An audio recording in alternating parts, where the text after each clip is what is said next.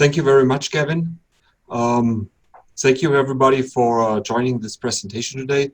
Thank you for the other panelists which have done an amazing job with their presentations and setting the bar quite high. I'm in a lucky situation today that I have Julia with me, and she will have to make up and will make a good presentation. So we have prepared a PowerPoint presentation. I'm starting sharing this now. So we're presenting today two software suites from CompassData. It's Compass AA and Compass TA. The AA stands for Accuracy Analyst and TA for Topo Analyst. The overall topic of the day is GNSS and how this invisible player, as Joseph put it this morning, how it's behind the scene working all the time, and we're using it to quantify the accuracy of different geospatial products. Before we go there, I would like to introduce myself and say a few words about myself. I'm the technical director at CompassData. I have a master's degree from Germany. That is the country where I'm from, so I have a little bit of an accent. Everybody notices this. It's Germany, that's where I'm from. I have 20 years of experience in geospatial industry. In the US, I'm a professional land surveyor. I am licensed in 6 states. I'm a certified federal surveyor and a certified photogrammetrist. Later, I give Julia her chance to introduce herself. So this slide here is just a preview.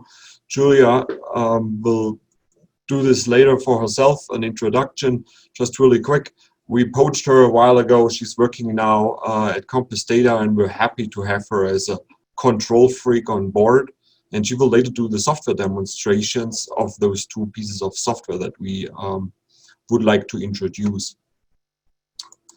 So the CompassData family, there are like 3 companies under one roof. It's CompassData, we're mapping it. We're doing GIS work, surveys, geodetic consulting. We heard right now from John Hamilton, who mentioned tectonic drifts, moving the equator around. Yeah, these are things you have to think about it. And you see in the background, we have like surveyed around the world, and geodesy is actually a really big portion of our work. We're mainly collecting ground control points to georeference aerial imagery or satellite imagery or any other, or, and this is what the conversation today is about, the validation and verification of such products.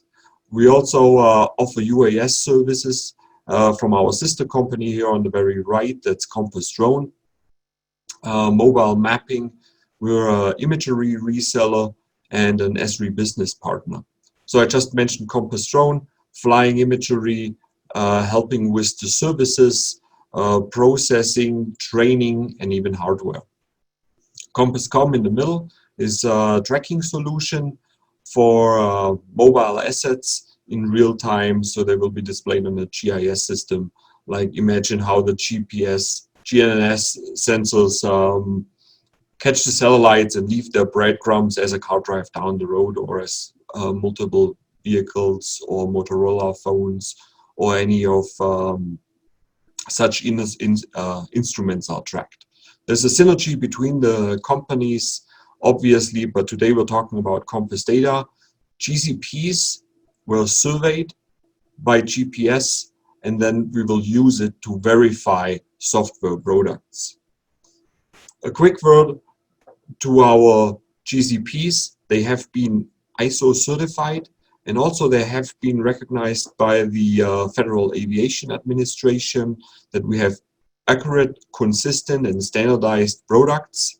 With our GCP, we help the satellite imagery aviation market to move towards digital maps. It is true, you remember a few years ago as the captains of airliners would just have these big square suitcases with them. There were paper maps in it of airports, and now they have an iPad as well in the cockpit. We're a small woman-owned business, but we're not shy, working with really large companies Of course, we work also with small and medium-sized companies, but this is just a quick self-explanatory screenshot of a bunch of logos that we put together. Today we want to interact with the audience, throw a few questions out, and that's the cue of one of the Connect Me folks helping me with the presentation. Please throw up the question one. Do you have a standardized automated process or tool to test imagery or LiDAR data? Yes, some of you have in-house developed tools, some others have third parties, and maybe some of you review visually with Sobczak, your Ortho or DEM products. We will later go back to the answer for this. So data is collected from the satellite imagery, airplanes, drones, mobile mapping, traditional survey, or subsurface mapping. These are just samples.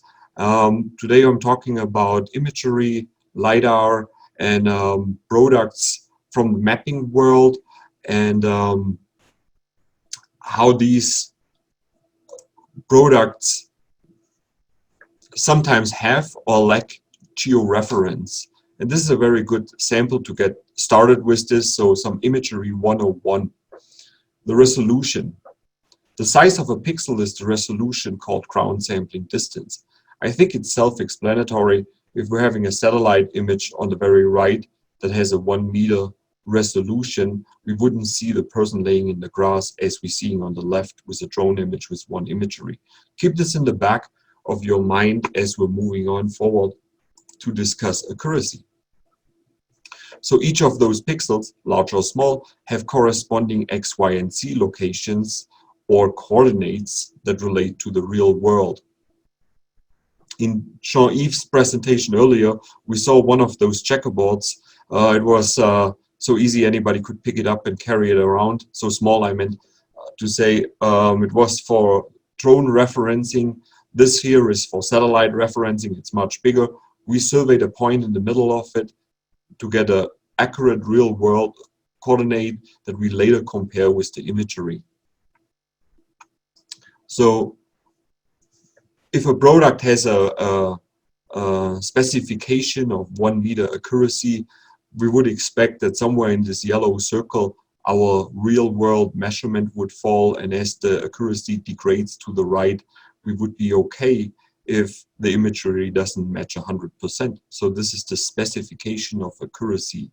And we bring this together in our presentation. Before we go there, I would like to show a few extraordinary ground control points that we collected around the world.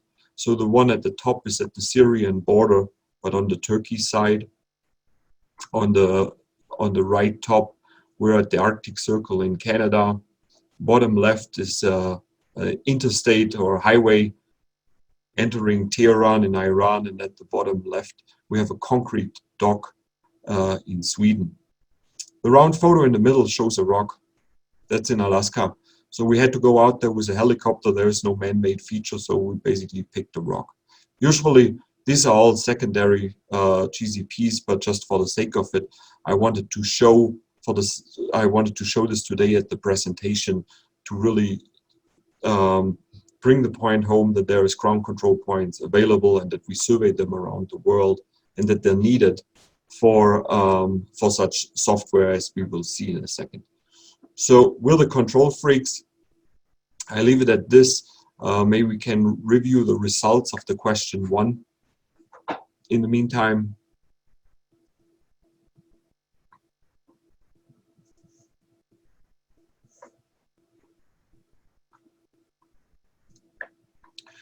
thank you so much. The majority of the audience today has the third-party tools.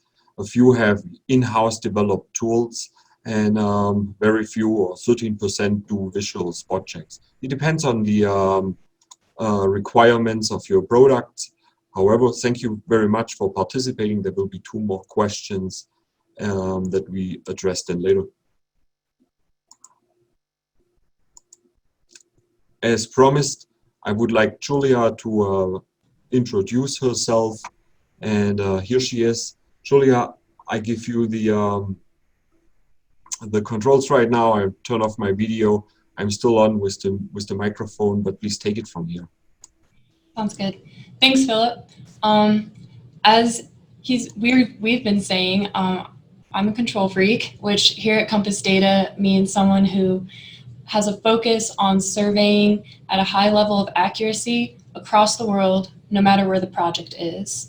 I've been in the GIS field for the past 6 years, and I graduated with a bachelor's in GIS from the University of Northern Colorado.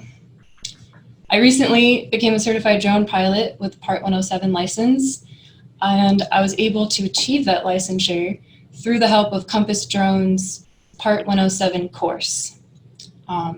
This is a class that we offer a couple times a year online and in person with super knowledgeable instructors who will help you study and understand the questions on the FAA Part 107 test. I am a member of Gamma Theta Upsilon, which is a geography fraternity, and my senior honors thesis incorporated biology and GIS, which started getting me excited about the interdisciplinary opportunities for GIS within multiple fields of work and study, and I found a similar focus in that at CompassData as well. So we're going to start with the software demonstration. We're starting with Compass AA, which is the horizontal accuracy, and there are 4 simple steps. It's really easy to generate these reports, but first we're going to load our imagery, and then we are loading our survey points, and then we're going to measure those points, and finally we're going to generate a customizable PDF report. So these are the icons for Compass AA and TA. We're going to start with AA. To start a project, we go to File, New, and if you only have one file for your image, you would choose Single Image Project. I have tiled imagery today, so I'm going to do Multiple Image Project and add in some project information.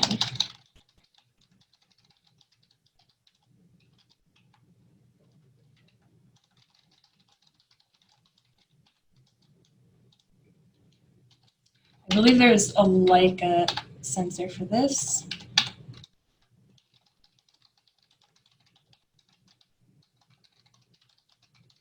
And the location for this data is the Centennial Airport, in Colorado, which is just a couple blocks away from our CompassData office.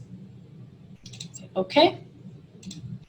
Next, we're going to add our index shapefile. This is basically an empty shapefile whose attribute table holds the names of your imagery files. And I'll show you what that means in a second here. So we can click the View Table button, which allows you to see the attribute table of your index shapefile.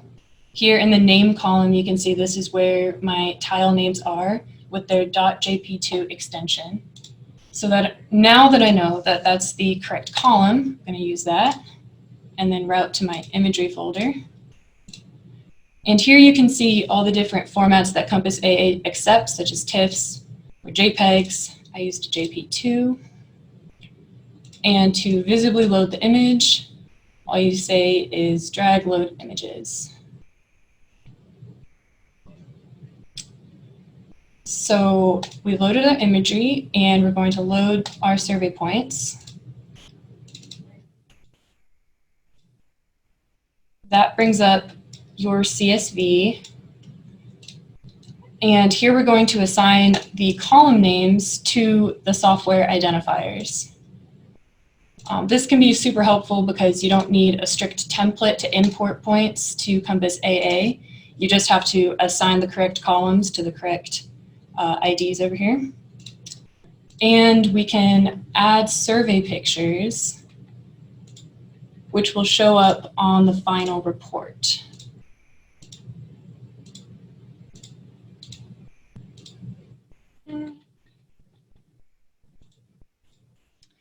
And we can add station diagrams.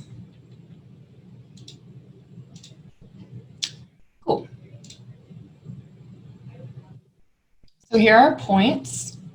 Next, step is to measure them. And what we mean by this is finding the difference between the known coordinate location and the point as it appears on your image. So here, if you want to look and confirm where the point is, you can look at the pictures and station diagram that we loaded. We can see the point is at the end of this black asphalt, and you can even confirm with the station diagram. So we zoom in really close to the pixel level and click exactly where we think that point should be. And then you go through and do this with each point. So again, to check the photo book,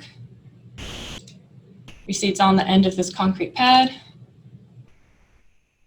In the station diagram, zoom in and select that corner, which I'm going to say is right there.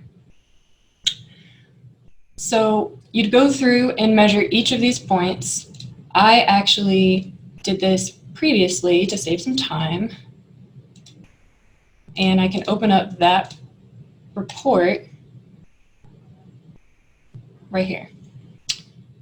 So as you can see on the right hand of the screen, all of those points have already been measured, which you can tell based on this delta X and delta Y, which is finding the difference between that first point and the measured point location.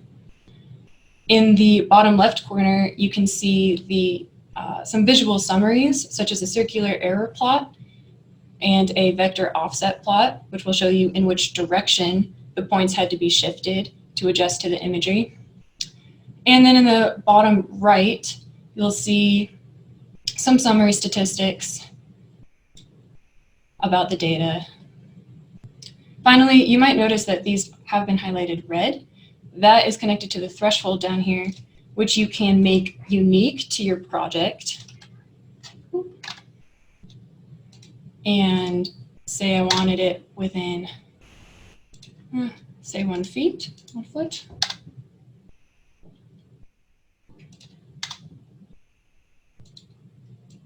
And you can see that point is no longer highlighted because the horizontal spec falls within that threshold. So the last thing to do is generate the report. You can choose which statistics you want out of these to show up on the report. And you can include your custom logo.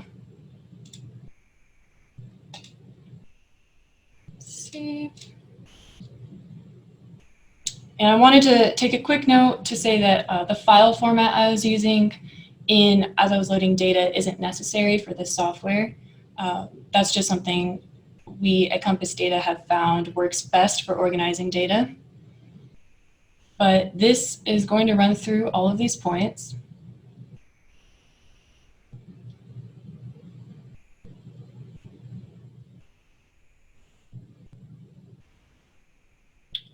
It's a little bit slower, I think, because we're remoting it.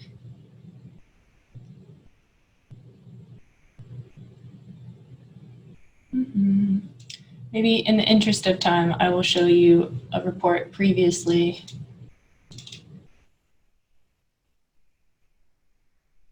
created. Generally, it would be done by now, but I think the webinar is slowing it down a little bit.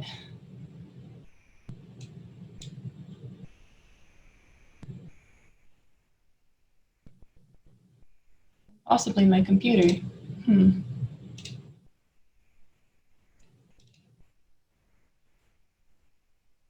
Oh, and it just popped up. Okay, this is the report that was just generated. You can see the points up here.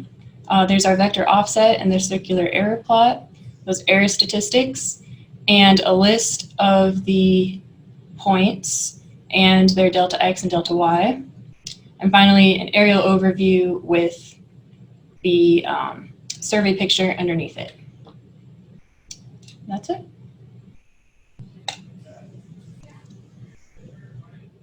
Julia, thank you so much. This was a very quick presentation, but this is how much it takes to produce a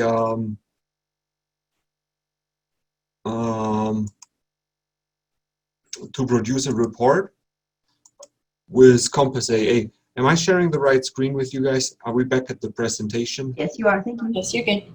Okay, very good. So summarizing it quick, when we're loading imagery, we're loading a geotiff, for example, and every pixel has an assigned coordinate. Then we're loading GCPs on top of it. These are the points. They have also an assigned coordinate.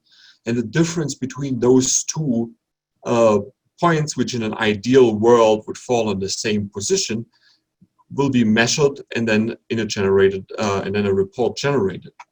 As I said, in an ideal world, and what we saw just as results on Julia's example was really good. I want to show you also an example where it's not true that it's all good. So we're having here a photogrammetric product. It was a 3-inch and a 6-inch acquisition of a city. So the suburban 6-inch coverage had at the southwest corner a problem. And the reason for this was that potentially not enough GCPs were used in the aerial triangulation. And when we did our Compass AA third-party check, which is completely independent, we noticed that at the bottom there were errors of 2, 3, or even 6 meters. And that is such a simple report. As Julia just made it in 10 minutes, that could be an outcome, and it would definitely raise the flags and everybody would know what's going on. It's done with an independent software. That is key to it. So I would ask us the next question for the poll. Do your projects require third-party validation? Yes, always, sometimes, or never. Please answer the poll. We go later to the answers and see what the audience, how the audience is tackling this issue. So there were 2 different pieces of software. The first one we looked at is Compass AA. It's for ortho photos. It's a very robust way and very fast. Really, really good to do this. Now, the second piece of software is Compass TA, and it's for LiDAR points, point clouds, DEMS, DSMs, and 3D data, where we analyze the topography. So on the right-hand side, what we're seeing on the screen right now is a power line. Somebody was interested in the power line, had like a collection of LiDAR data.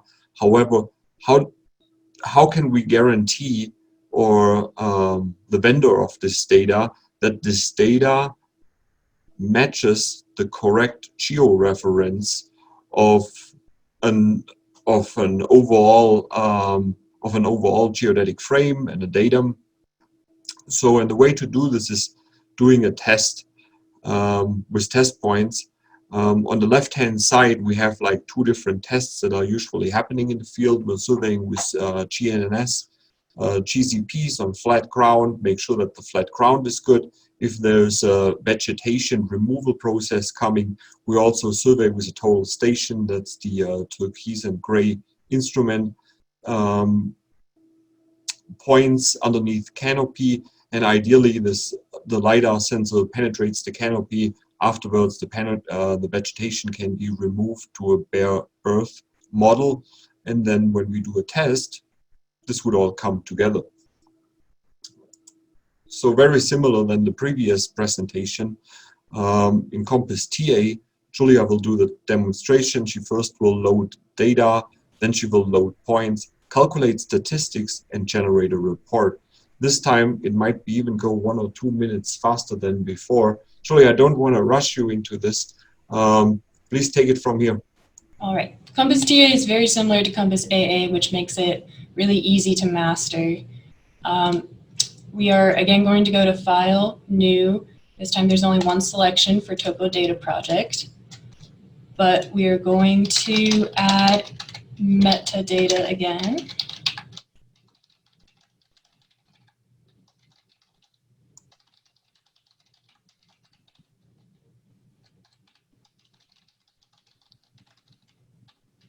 And the location again is the Centennial Airport.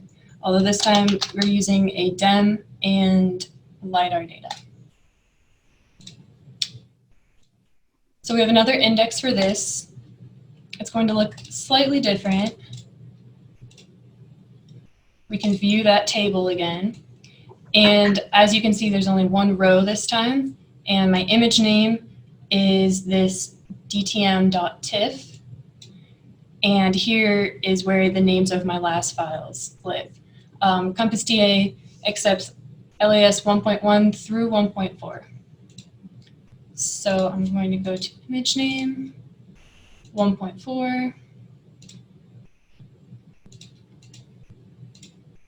And here again, you can see the different formats that CompassData accepts, such as PICs or Esri products, but I have a TIFF.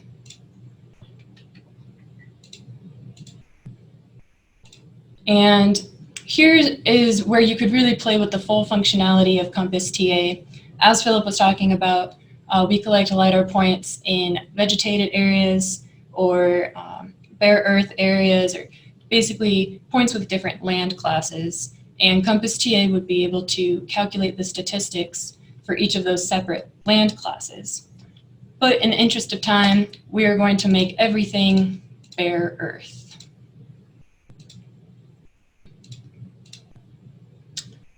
So I'm going to change my visibility layer.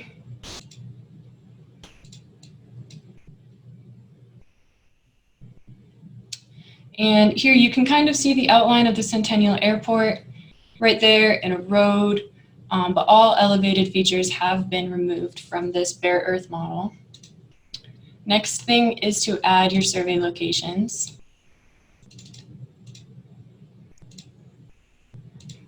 And again, we have this column assign step. It's very important to have your Z column here, since this is a vertical accuracy analyst. And we have 4 pictures.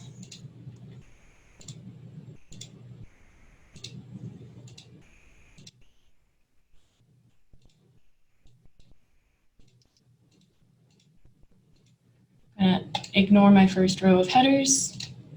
This pop-up is warning us that we haven't selected a land cover.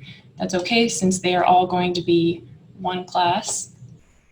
And immediately we have this pop-up to recalculate our Z values from your DEM and LAS.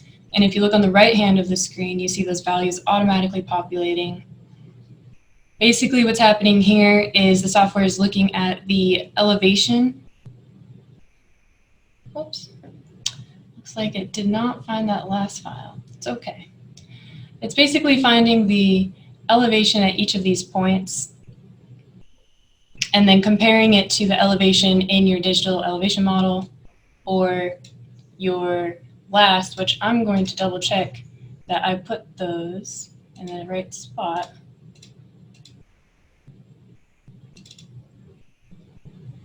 No, that's okay.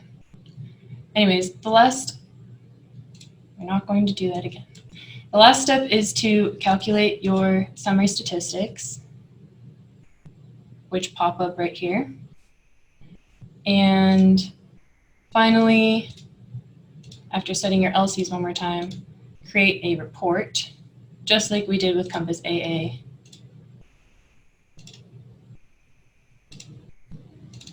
You can add your own custom logo. That's okay.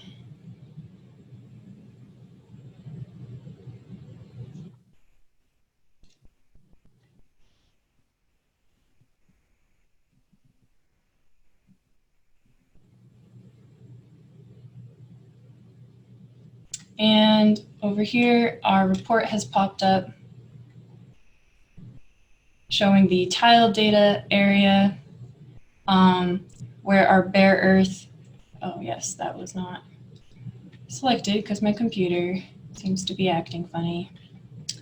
Anyways, we have these points with the delta Z from your DEM. I should say that CompassData accepts a DEM and LAS. You don't have to do both at the same time, which is why this report was still generated, even though it didn't pick up that last file. And to show the full functionality with those land class types, I created a report for that shows you with multiple land class types what a report would look like. And we have our survey pictures down here at the bottom. Yeah, this happens on a live presentation. So this was a software presentation live. Still a really good job. The last file, I think the path might have been wrong also, or maybe you misclicked on the side also. But otherwise, this report was done in 10 minutes. Imagine you're working on a really large project and so many hours of time has gone in. How awesome would it be if you would have, after 10 more minutes, an automated standardized report that you can share with your customers or with your internal processing team and show them the results, discuss differences seen also. I'm sharing my screen again. Can I get a confirmation that you guys see my screen? Yes, we do. Awesome, thank you so much.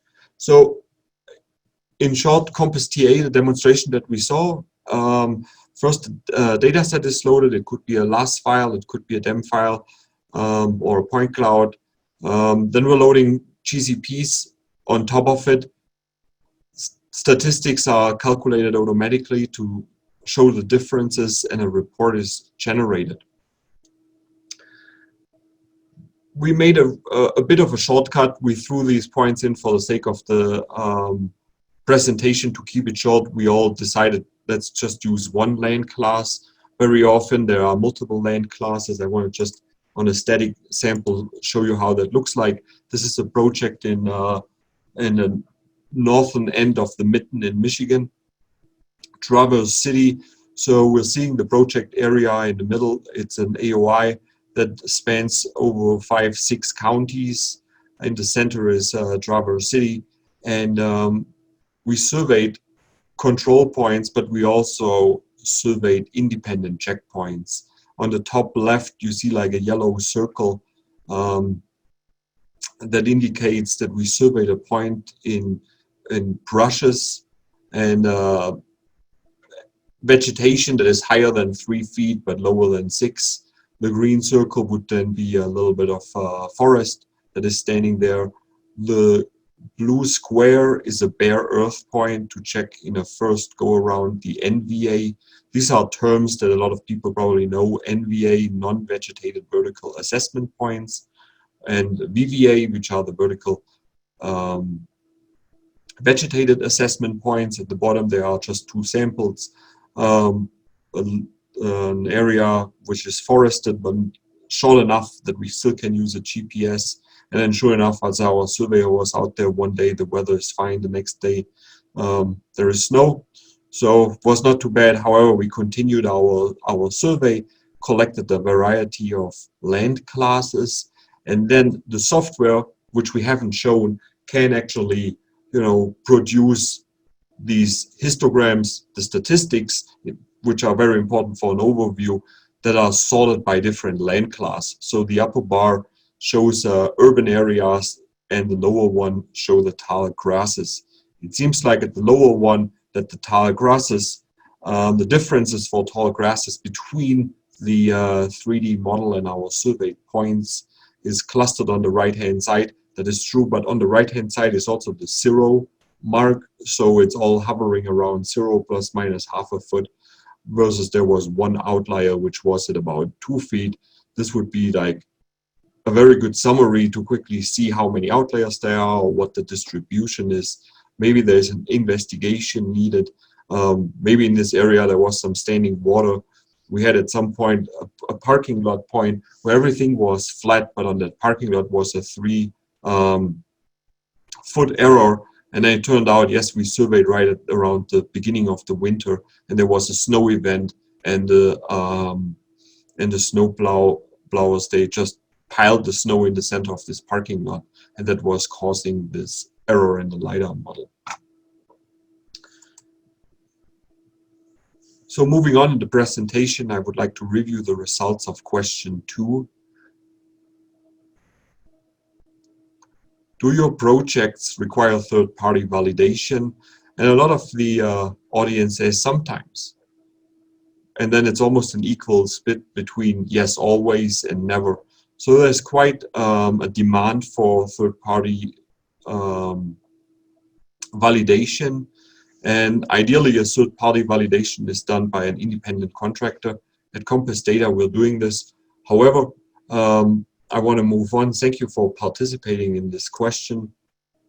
I just shoot it right afterwards. The third question, did you know you can get photo ID, GNSS, surveyed GCP data off the shelf from CompassData without mobilizing to the field? The three potential answers are yes, I did know, no, I didn't know, or always do the own survey. And here comes the poll. Please fill it out very quickly. And then we're getting to the end of this presentation.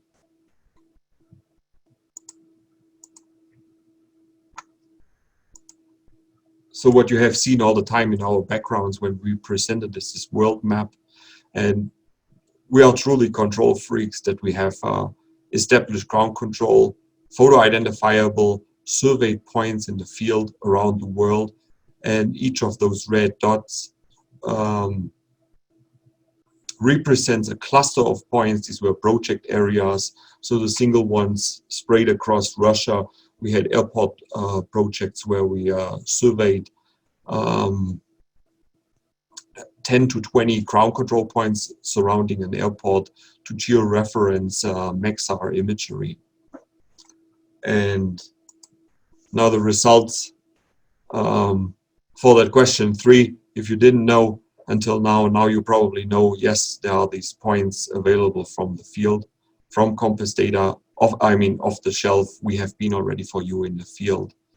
Can we see the results for this last poll, please? Yes, I did know, no, I didn't. Always do the own survey. So now all of you know you can use CompassData. Also, if you always do your own survey, maybe you want to save a little bit of money right there. Look at our archive. Maybe we have ground control points for you that you can actually use to georeference the data for your project. So Compass AA and Compass TA, it's a standard for data verification and validation. And some bullet points to take home. It's an easy data quality assessment, the accuracy quantification, a third-party mode for independent assessment, a standardized summary, and again, it's fast. And I want to say thank you again to Julia. She sit just through this and really represented the software very well and how fast it goes. It's a good idea. Request a trial license. Please contact us. Let us know. Thank you so much. And I give it back to Gavin for moderating the questions. So Philip and Julia, thank you for the wonderful live demonstration. That's always risky, and but I think it was ultimately successful. It showed how fast that can be done.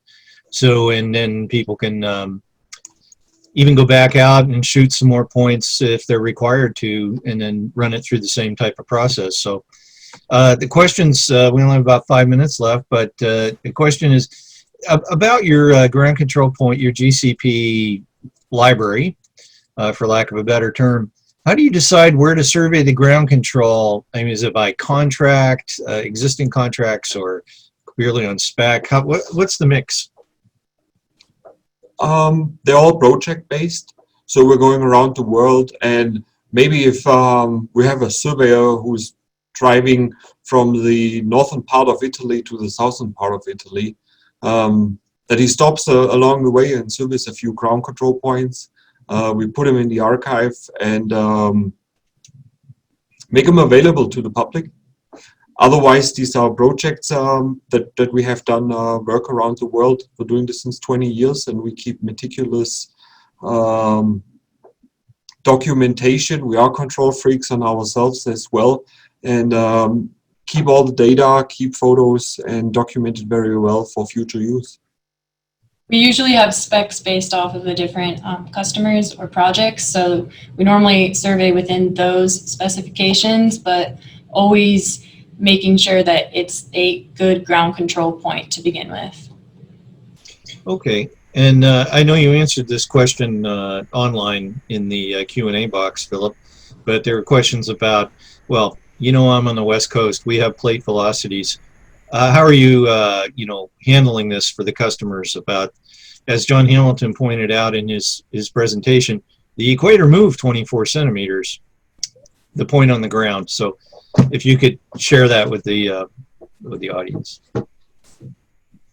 Very good, thank you. We had a bunch of times today the term time series tossed around, and time series means a GPS unit is installed very stable and permanent on a location, and the data is recorded as long as possible, and hopefully not even the GPS unit has to be changed or what, and then we have like these very nice beautiful time series, and this data is available, and we're using this to determine the movement of the tectonic drifts. They're everywhere. On the West Coast in the US, they're just really dangerous on top of it. Yeah, they're going in all different directions, and there is 2 different ways basically dealing with it. There's a little bit of the secret sauce, but keep in mind everything is moving all the time. We have even solid earth tides that the earth crust moves up and goes down every day, multiple times by 30 to 50 centimeters, I believe, in both directions, and we take care of it.